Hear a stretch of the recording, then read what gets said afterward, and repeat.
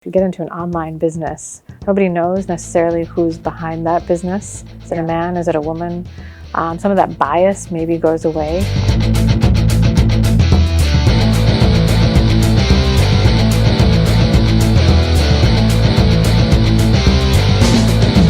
Hello and welcome to She the People.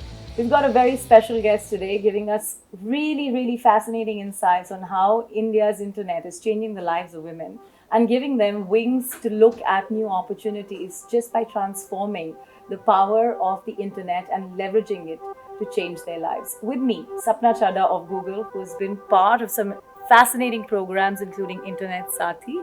Thank you very much for joining us. Well, thanks so much for having me. It's great to be here. So maybe we'll start our conversation with that very aspect. Getting women on the internet has been one of your key objectives. Where do you think the women's internet is today in a country like ours?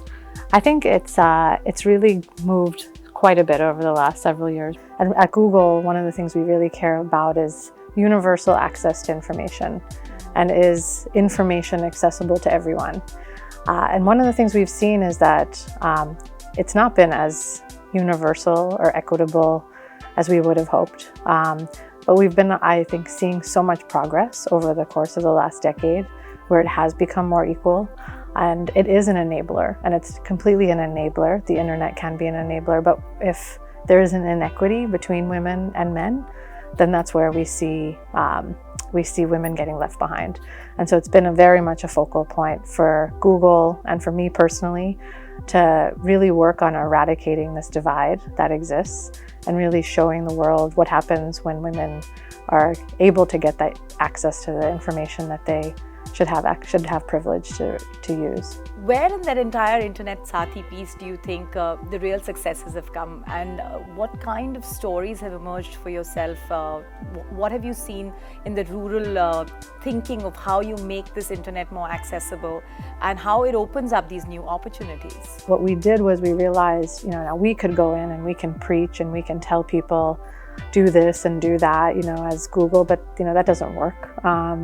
People don't want to be preached at, but what they want is they want somebody teaching them and hand-holding them, a friend, and that's why we call it Internet Saathi. And so a friend who is enabled and learns, and it's a person we teach, she teaches everybody else in her community. And what we've seen is that has opened the eyes of women to what it's being offered because they're listening to that friend of theirs. But I think when we started this, we had a bit of a question on, would we find women leaping towards entertainment? Are they going to find they're spending their time more on the entertainment side of the internet, social media, video? But it's been interesting to see that that's not been the case, that women are actually looking for really useful information that can help their families, that can help their kids, that can help themselves. And when they realize this world of information is available to them, it's created such curiosity, and it's been unimaginable to actually see, women's eyes open to a world of questions and answers that they've never knew was possible. One of the big challenges has been access and the whole normative behavior around that. And I would really be interested in knowing your thoughts about whether we've moved the needle on that normative behavior and brought about some change that, yes, access to the internet should be equal for women and men. My day job is I'm in the marketing, so we do a ton of user research. The number one thing that I've always heard, when we do research, either on mobile usage or smartphone usage, and you talk to men, it's been, well, why does my wife need a smartphone? Or my mother doesn't need a smartphone, she just needs a feature phone, for the emergency calls. That the internet could be bad, or that it's not, they'll waste their time. There's been a lot of negative connotations around how women would use things. And I think what's happened, which I have been amazed to see, is that you see the mindset of the men change with the program that we've created. I can't tell you how many men, fathers, husbands, they realize that when their wife or their sister gets access, how much more she's able to contribute.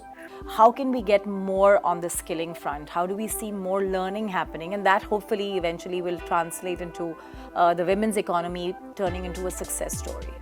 I think that the internet is an enabler.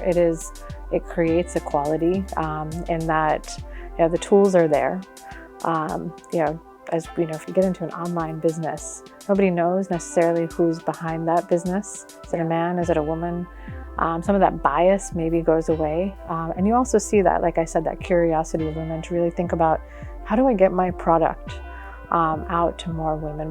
There's a woman named Padmavati who has created lemongrass oil, right? And she did that on a farm, but now is thinking about how she will distribute that. And she has started a factory that has created that in entirety. We've had women that we've met that have created their own sanitary napkin manufacturing plants. And they have to think about things like online distribution or distribution, production, approvals, etc. And they realize actually all of that information that they need, whether it's to get a license on how to start up a business, how to get equity or how to get investment, all of this comes from being enabled by the internet. They don't have to leave their homes also. And I think that's one of the fabulous pieces about what technology can offer.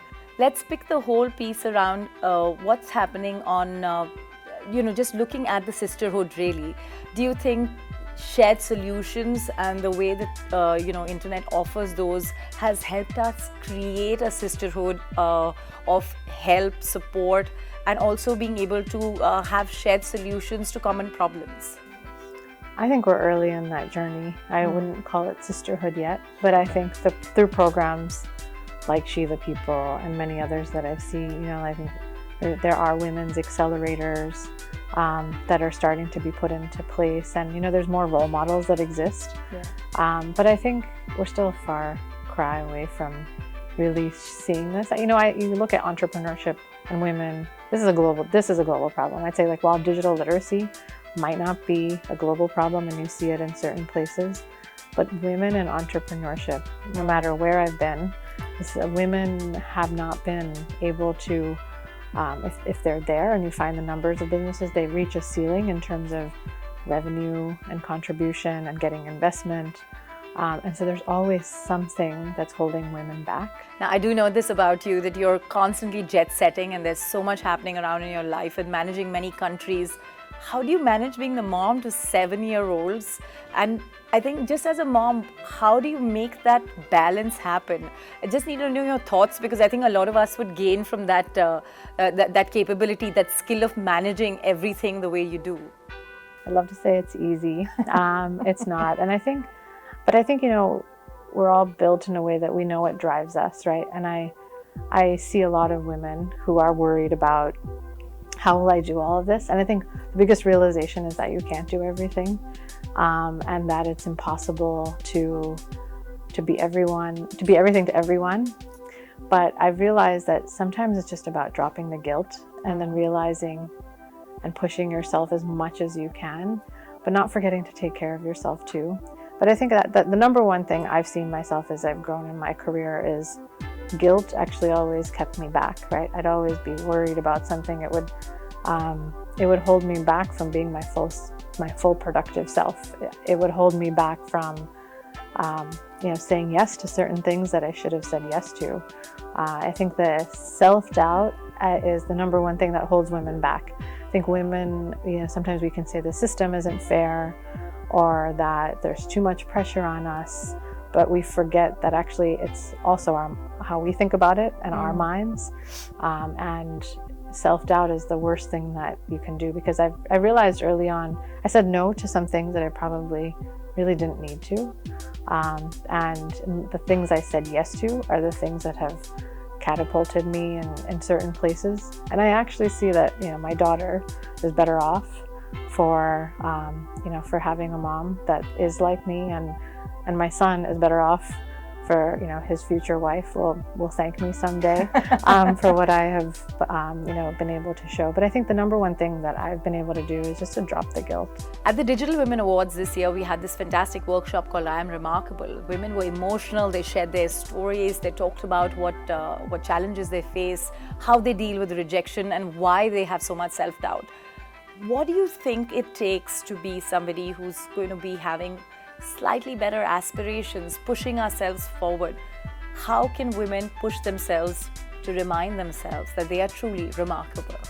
women are not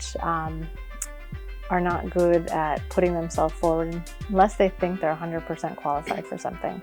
I think the stat that I saw is that women won't apply for a job unless they believe that they are at least 90% qualified for all the job requirements that exist.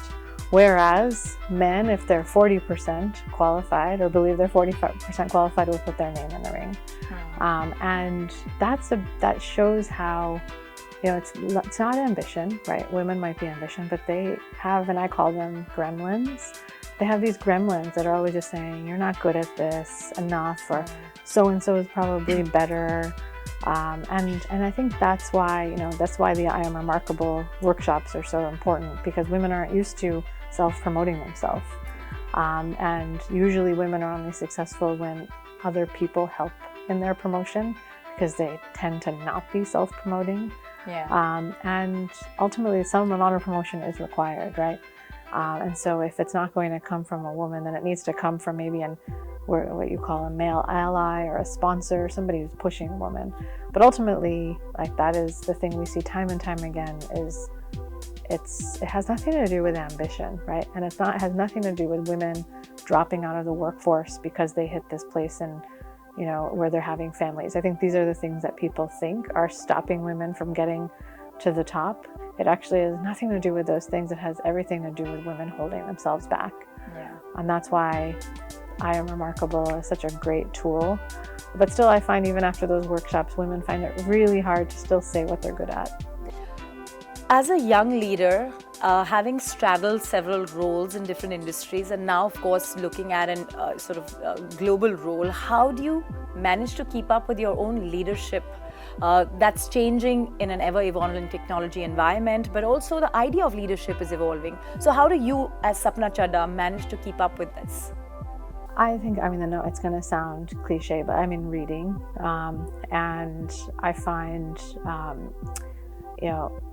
staying up to date in tech, I have an advantage since I work at Google. A lot of information is presented to me. But even before I was at Google, making sure that I had access to the right resources, reskilling is very important. I think, we have to constantly take courses to stay up with the times, right? I think self-learning is something that I see it's growing a lot in India, right? Which is great. On the leadership side, I think I've been blessed to have really good leaders. You learn from actual, leaders and role models that you have. I'm reading a book right now called The $1 Trillion Coach, about this man, Bill Campbell, who really built up the leaders of many organizations, from Steve Jobs at Apple to the Google founders. And he's responsible for really helping many women also push themselves out of their comfort zone. And he talks, it's really about coaching, and not necessarily about who's the smartest, but about thinking about how you have to coach your teams to produce better results. I think we underestimate that sometimes, and everybody goes into a place of silos and trying to drive results individually. Ultimately, it all comes from the team. And I do think this is a place where women have an advantage, right? I think women as coaches can be really strong and perform really well. And finally, it's one very critical factor in everyone's lives, and I think women resonate with this the most, which is, how do you keep up with that family support? Now, when I say that, I mean is that, do you go out there and seek it? Is it just luck by chance that people who have family support and that sort of kind of helps them go out there and live and desire their ambitions, etc.? Do you go out there and ask for it? How have you managed to do this?